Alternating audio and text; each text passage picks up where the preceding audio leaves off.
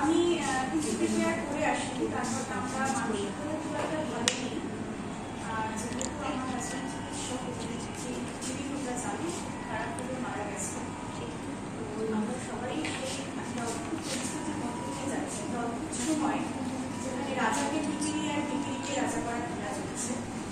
এই খেলার শেষ কথায় আমরা জানি না, কিন্তু আমরা সব কিছু বুঝছি তো আমাদের নিজেদের জীবন তো ধরে থাকলে চলবে না। তাই আমি সবার জন্য আজকে একটা কাজ করছি, আর ওই দিদিটার জন্য যে আমাদের ছেড়ে চলে গেছে।